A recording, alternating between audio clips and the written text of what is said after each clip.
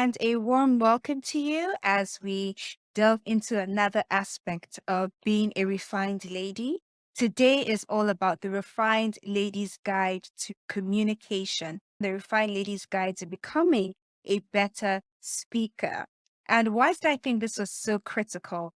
After we had that chat the other day, and if you have not watched it, you need to go and find it. We had such a wonderful time just bonding with one another, answering questions, sharing, and I think I threw a bit of darts. Some of the ladies said, Lady Bodam, you've shattered some tables and you've broken some legs and you've done all sorts of things. And I love to do those things so that we can all grow and become better together. So one of the things from there was really around communicating better, communicating in a more powerful way, in a way that you can be heard and be taken seriously every time you stand up to speak. And I did a bit of research and I have come to give you a few tips that I believe would help you communicate much better, whether it's business communication or if you're giving a public speech to people or even just communicating amongst loved ones. I believe these tips would really help you become a better, more impactful communicator. Now, I have a few notes here that I'm going to be referencing through our conversation together. Now, what does it mean to be a better communicator? Let's start with that. Because a lot of the time we hear people say, I want to be a fantastic communicator. What does that actually mean? I believe being a better communicator simply means you're able to pass across your message in a simple, clear, effective way such that it's understood by your target audience and the core of what you're saying is taken away.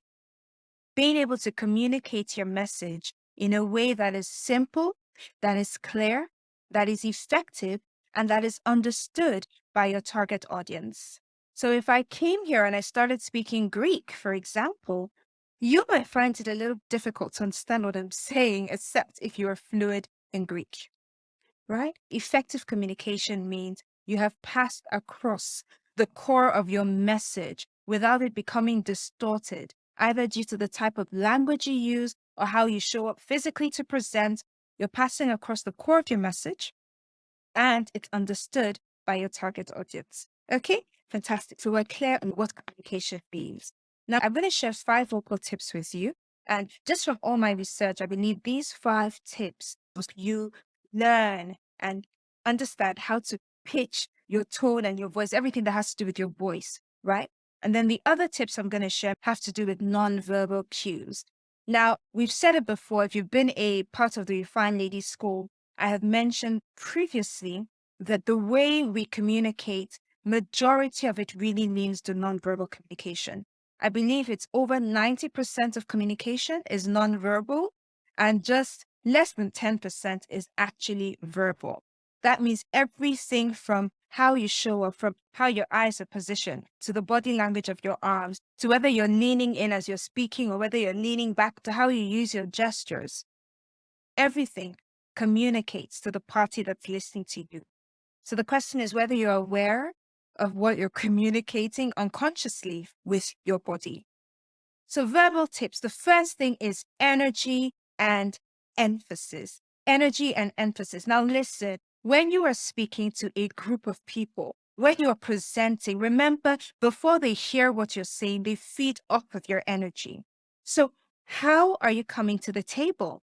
Some of us, we come to present and we are speaking in a way that can send everybody to sleep. And I have a soft voice, for instance. So, I'm not even speaking about how soft your voice is or how high your voice is or how strong or powerful your voice is. I'm speaking about your energy.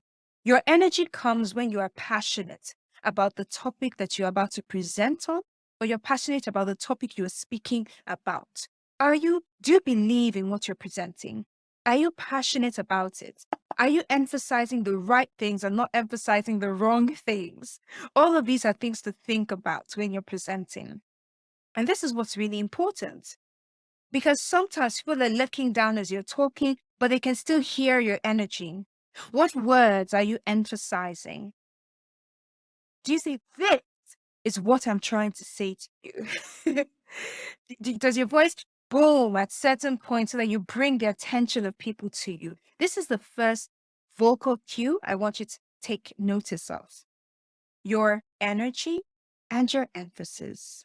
The second vocal cue I want you to take notice of is your pitch inflection. And this is really about how high your voice goes, or how low your voice goes, or what's going on there. Can we hear you? Can we hear you? What's your pitch? And remember, there's sometimes when you're saying a story where you deliberately want to lower your voice because you want to draw your audience in. And then bam! You want to say what it is you want to say. So you're emphasizing what it is. What's your pitch inflection? If you're presenting to a really large room, for example, will those at the very end of the room be able to hear what you're trying to say without straining, even if you're using a microphone? Will those at the front of the room be able to understand what you're saying? Is your pitch so high that you've gone into white noise? Your pitch is so high, you're in white noise, we cannot hear what it is that you're saying. Or are you so deep that, again, we cannot hear what you're saying? You need to take note of your pitch inflection. That's vocal cue number 2. Vocal cue number 3 is all about rhythm and pacing. And quite simply, this is how fast you speak or how slow do you speak. Again, remember, your audience is key. Being an effective communicator, being a brilliant communicator, is about ensuring your message is passed to your audience in a clear, effective, and easy to understand manner. If you're speaking so quickly that nobody can understand you, you have not passed across your message. On the other side, if you're speaking so slowly that everybody just wants to go to bed, when you get on stage, you are equally not communicating. So you want to take note of your rhythm. And sometimes when we love a topic so much, when we believe in it, when we're like, I know what I'm saying, we tend to just go. Like, what I'm trying to say to you is, I really want you to understand. But some people just cannot follow you because you're too fast. So it's up to you to figure out how to navigate this whole thing of rhythm and pace in a great way so that people understand as you're communicating, they understand the message you're trying to pass across, and they understand everything that has to do with that. Okay? So that is important. All right? Now, the fourth thing I want you to think about is pauses and silence. And this is what separates great speakers from so-so speakers. A lot of people are scared of silence.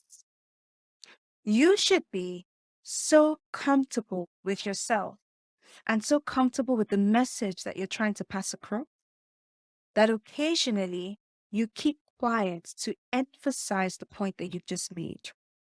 So we're not just going to use silence just because, they said we should include silence. Therefore, after every sentence, I'm going to just keep quiet and count to 10. No, people, no. That's not how it's done. Use pauses and silence to emphasize the point you've just made, or when you want to draw the attention of the room back to you. Sometimes you've been speaking for a minute and you sense people are a bit distracted. Keep that pause longer than 2 seconds. Keep it for about 5 seconds. Some people will look up naturally like, are we done?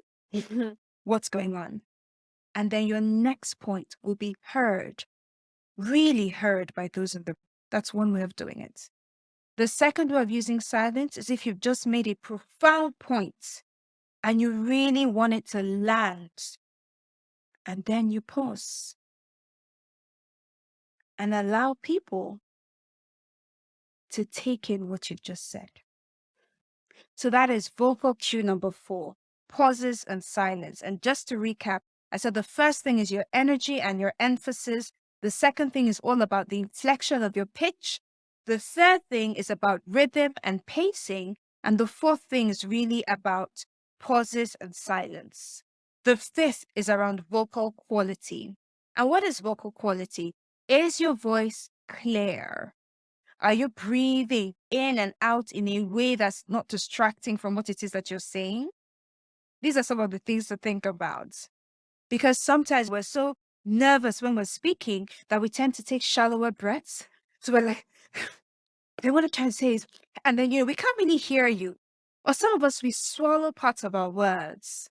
So we're speaking, and the last part of our sentences are swallowed, or the last few letters of the words we're pronouncing are swallowed.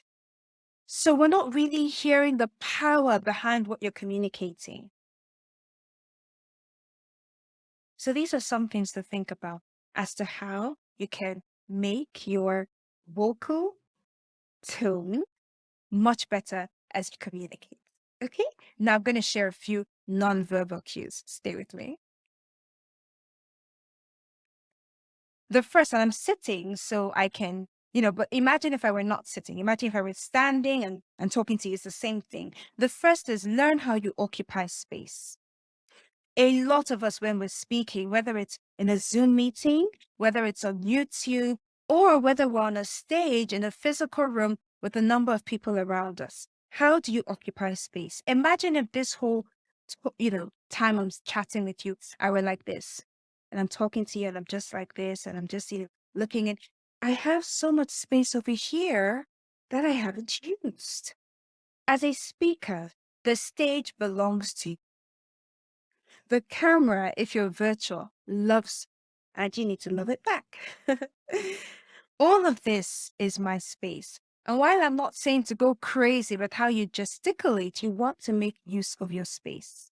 If you are speaking on a stage, you can come out behind the lectern and walk around a little bit and really own the stage. You can walk a few steps to your right, walk a few steps to your left, really take up space. And this has a whole, there's just a lot of science behind it, but it shows your audience that you're in control of what you're saying, that they can trust you because you're taking up a bit more space. If you're around a boardroom, it's board table, it's a similar thing. They usually tend to say that when men enter boardrooms or enter meeting rooms, that the way they sit and, sort of place their hands on the table, they're subconsciously taking up space. Because we're more feminine, we tend to sit in and maybe, we're sort of like that and we're minimizing as opposed to equally taking up space. And it starts with being conscious in your mind that I have a portion of this table that belongs to me. I have a portion of this stage that is for me. I have a portion of this room that it's mine. So how can I subconsciously project myself so that I take up a bit of space? That's number one, physical presence, take up space. Number two, improve your posture. When you're presenting, I don't want to see you hunched over like this, presenting and being like, what I'm trying to be. No, I want you to imagine that first you have a rod down your back that's forcing your back to be straight. That's one thing. Some other people say you can imagine you have a string that's here at the top of your head that's pulling you all the way up. I want your shoulders to be back. I want your head to be parallel to the floor. If you're in a virtual meeting, don't look at your image, because if you're looking at your image, you tend to look down. So your eyes look down this way. I want you to look directly into the camera.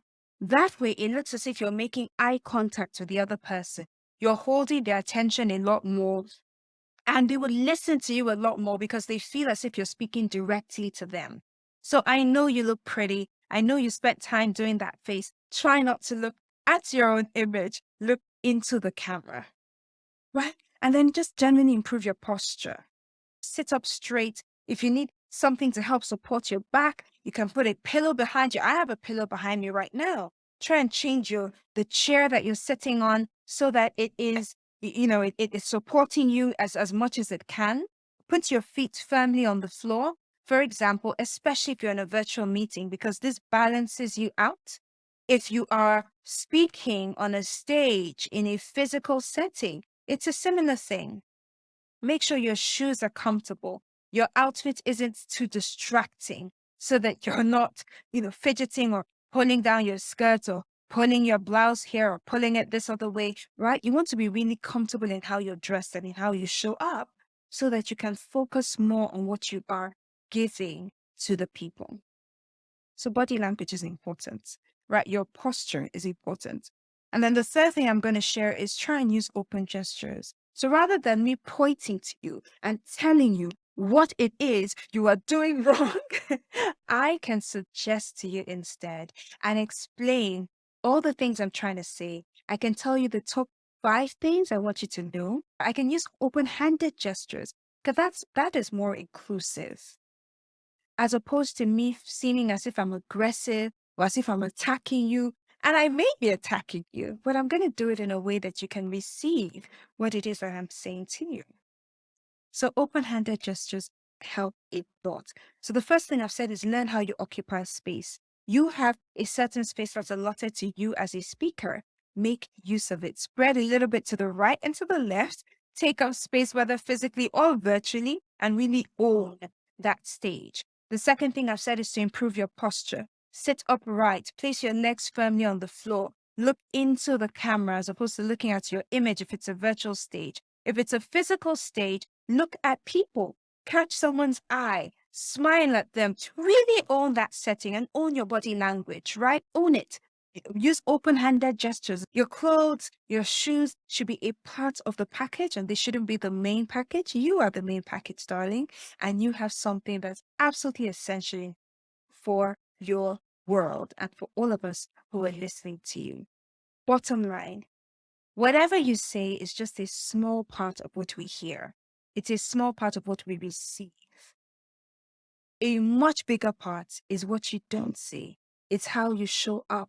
It's all the non-verbal cues you make use of. It's how confident you show up to give us the material that we do. We know you have the technical competence. We know you have the expertise. We know that you are well versed and you have experience in this field. But it's one thing for you to have experience, and it's another thing for you to communicate that experience with us, okay? Or to us, as the case may be. Now, I hope this has been helpful to you. I hope you're able to get 1 or 2 tips to make you a better communicator, a better speaker, a better presenter. As always, please let me know in the comment section what part of this video struck you and what part you will be putting into practice. It's such a joy spending these few moments with you. It's a joy sharing some of these tips with you, and I cannot wait for us to really step up as better communicators, even as we grow in our journey to becoming refined women. I honor you. I love you. I truly do. And I'm so glad you're on this journey with me. Until next week, stay safe, remain beautiful. I'll speak to you soon. Bye.